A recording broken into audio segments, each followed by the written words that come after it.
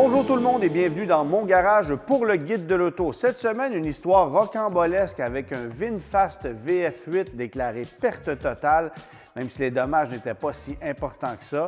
On parle de la Société de l'assurance automobile du Québec qui facture depuis le 1er janvier 2025 des taxes sur les véhicules usagés de 15 ans ou moins qui sont transigés entre particuliers. Mais tout d'abord, réponse à la question de la semaine dernière. Quel cabriolet de la marque Buick a été commercialisé entre 2016 et 2019 uniquement sur le marché américain?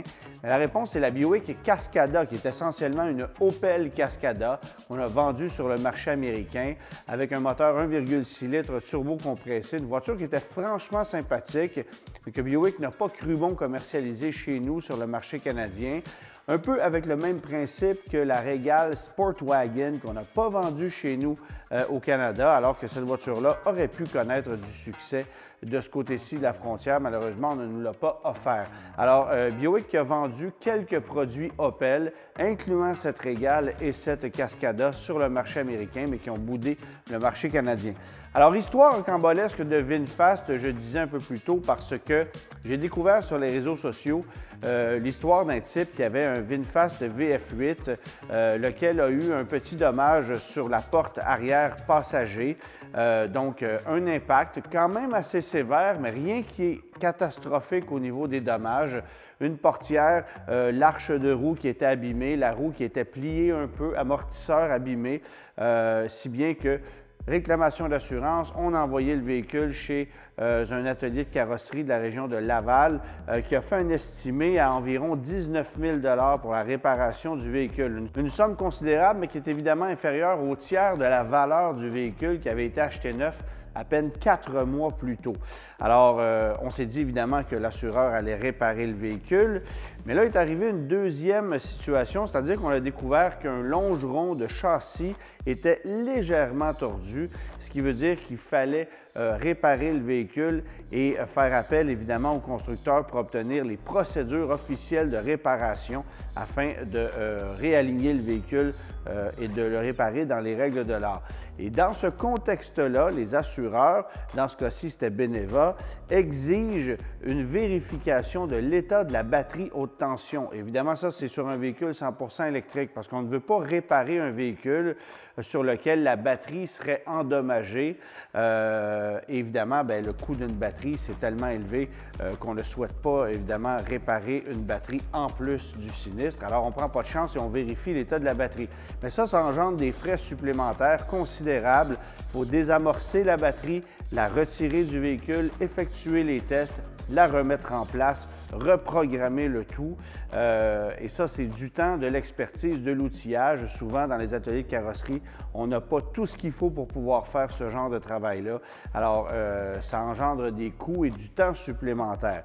En plus du longeron à réparer, bien, ça faisait monter la facture à un niveau quand même considérable. Mais encore là, le véhicule est tellement récent, tellement neuf qu'on ne pouvait pas s'imaginer qu'on allait le déclarer perte totale. Cela dit, parce que VinFast n'a pas de procédure de réparation pour ses véhicules, l'atelier de carrosserie n'a essentiellement pas pu réparer le véhicule dans les règles de l'art et avec les délais qui s'allongeaient pour obtenir réponse de la part de VinFast, l'assureur a tout simplement décidé de scraper le véhicule, comme on dit en bon français, de l'envoyer à la casse. Alors, du véritable gaspillage pour la simple et bonne raison qu'on n'a pas de procédure du côté de chez VinFast.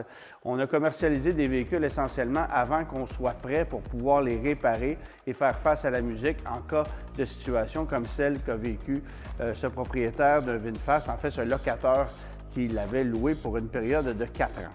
Alors, après 4 mois d'attente, évidemment, VinFast a choisi de remettre une somme au locataire du véhicule, histoire de compenser les mois de location durant lesquels il ne pouvait conduire son véhicule.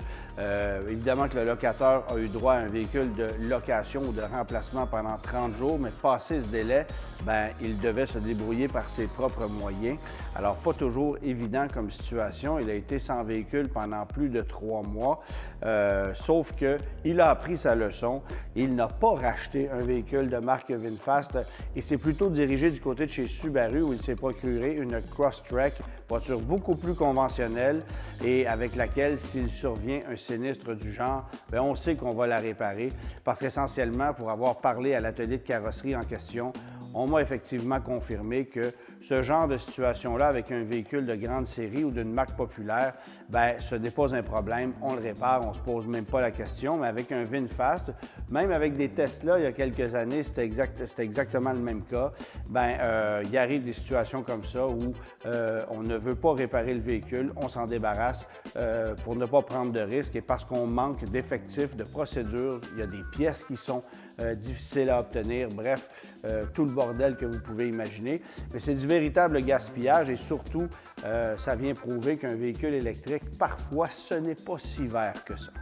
Deuxième histoire que je vous raconte cette semaine, c'est celle d'un ami qui a vendu récemment un Ford Explorer 2013 de plus de 400 000 km. Un véhicule qui était pratiquement bon pour la casse, mais qui valait encore quelques sous parce que le véhicule demeurait fonctionnel, ou du moins réparable, devrait-on dire, parce que le véhicule avait 2 crevaisons, une pompe de servo-direction défectueuse, batterie et alternateur à remplacer, les freins étaient à remplacer. Bon, ça prenait des pneus. Bref, il y avait énormément de travail à faire, sans compter le fait que c'est un véhicule avec beaucoup de corrosion, un Ford de 400 000 km, vous pouvez imaginer son état. Alors, il a été vendu pour une somme de 1 800 $. Mais depuis le 1er janvier 2025, la Société d'assurance automobile du Québec taxe les véhicules de moins de 15 ans. Avant, c'était 10 ans, maintenant, c'est 15 ans. En émettant des évaluations sur ces véhicules-là. Évidemment, bien, il arrive de plus en plus de situations où la valeur au livre du véhicule est supérieure au prix de transaction parce que tout dépend de la condition du véhicule. Dans le cas qui nous concerne, un Explorer de plus de 400 000 km, ça ne valait pas beaucoup plus que 1 800 $. Le ferrailleur aurait offert autour de 800 ou 1 000 $ et ce véhicule-là, une fois réparé, vaudra au mieux 3 000 $ dans les meilleures conditions. Mais au livre à la Société de l'assurance automobile du Québec, c'est un véhicule qui vaut 6 900 $ et évidemment, l'acheteur de ce véhicule-là a dû payer une somme de près de 700 $ en taxes pour pouvoir se procurer un véhicule qu'il a payé 1 800 $. Alors, c'est vous dire à quel point il y a une inéquité aujourd'hui dans ces transactions-là. Et la solution pour contourner le problème, c'est d'aller faire ce qu'on appelle une dévaluation du véhicule par un expert, mais cette seule dévaluation, pour qu'elle soit homologuée par la SAC, coûte 375 $. Essentiellement, on ne s'en sort pas.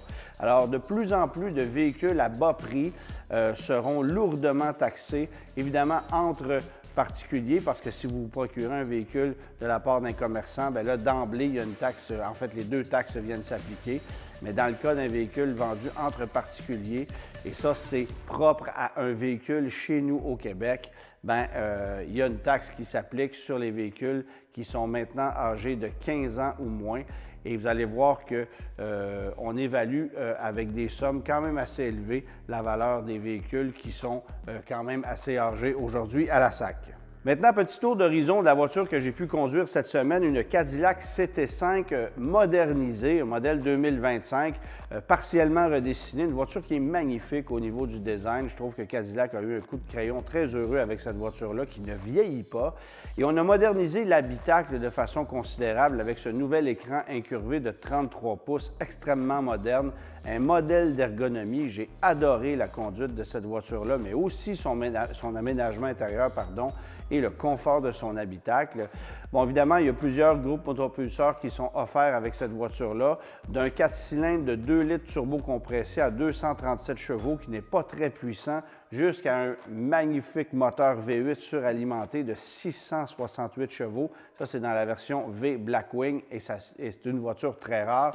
Mais la majorité des gens ont opté pour le V6 de 3 litres turbo-compressé qui fait soit 335 ou 360 chevaux, tout dépendant de la déclinaison qu'on choisit. Mais au final, une voiture qui est vraiment fantastique, qui n'a pas vieilli et qui est boudée essentiellement sur le marché. Moins de 1000 unités ont été vendues au Canada en 2024. Et la question, c'est combien de temps encore on la conservera? Parce qu'évidemment, on sait que les berlines, qu'elles soient compactes ou intermédiaires, même chez les marques de luxe, se font de plus en plus rares. On ne les renouvelle que très rarement. Sauf que l'idée d'avoir modernisé cette CT5-là nous laisse croire qu'on ne l'a pas fait que pour une seule année modèle, ce qui veut dire qu'elle sera avec nous pour encore probablement 2 ans, ce qui est une bonne nouvelle parce que si vous considérez une berline intermédiaire de luxe qui peut offrir le rouage intégral, un niveau de confort intéressant, qui est très solide, très dynamique au niveau de la conduite, qui propose un bel équilibre, dans le fond, bien, cette voiture-là est vraiment à considérer. Je préfère de beaucoup cette Cadillac CT5 à plusieurs berlines de luxe japonaises qu'on commercialise encore. Même du côté des Allemands, il y a des produits qui déçoivent et je pense à la Mercedes de classe C. Je choisirais une Cadillac CT5 bien avant la Mercedes de classe C. Et oubliez l'emblème, oubliez l'image que vous vous faites de la marque. Cette voiture-là mérite un bien meilleur sort qu'elle a en ce moment. C'est vrai pour plusieurs berlines, remarquez, mais dans le cas de la CT5, c'est une voiture que j'ai particulièrement appréciée. Mais le modèle que j'ai mis à l'essai était doté du 4 cylindres et je vous avoue que personnellement, je passerai au moteur V6, d'autant plus que la consommation est à peu près la même. En terminant, question de la semaine, quelle voiture de marque Cadillac directement dérivée de l'Opel Omega a été vendue chez nous au début du présent millénaire? Réponse la semaine prochaine.